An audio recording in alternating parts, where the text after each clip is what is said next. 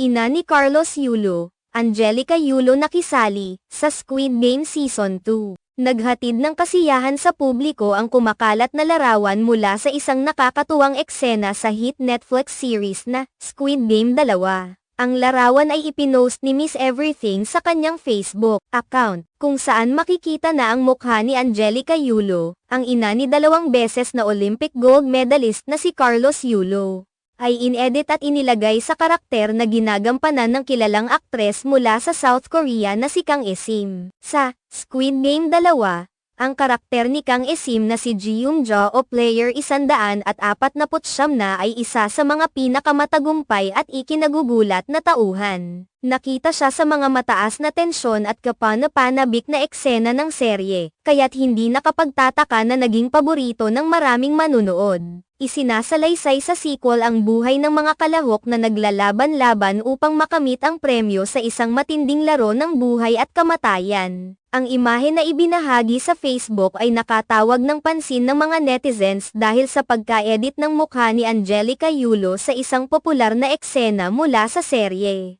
Ang pagpapalit ng mukha ni Angelica kay Kang Esim ay isang nakakatuwang biro ng mga tagahanga at nagsilbing aliw sa mga fans ng serye, lalo na sa mga nanunood na may koneksyon kay Carlos Yulo. Ang ginawang edit ay nagbigay daan para sa iba't ibang komento mula sa mga netizens na nagbigay ng kanilang opinyon at reaksyon. Isa sa mga komento ng netizens ay, "Go, Mima. Pag nanalo ka dyan, mas mayaman ka na kay Kaloy." Tinutukoy nila rito si Carlos Yulo, na kilala bilang isa sa mga pinakamahusay na gymnast sa buong mundo. Ang nasabing komento ay isang pagpapatawa tungkol sa posibleng tagumpay ni Angelica sa larangan ng Squid Game, pati na rin sa pagkakaroon ng mas maraming yaman kaysa sa kanyang anak na si Kaloy. Isa pang komento mula sa netizens ay, "Kaya pala familiar." Ang pahayag na ito ay nagsasaad ng reaksyon ng mga tao na tila nakita nila na may pagkakahawig ang mukha ni Angelica kay Kang Esim. Kaya't nang makita ang edit, ay naging pamilyar sa kanila ang karakter.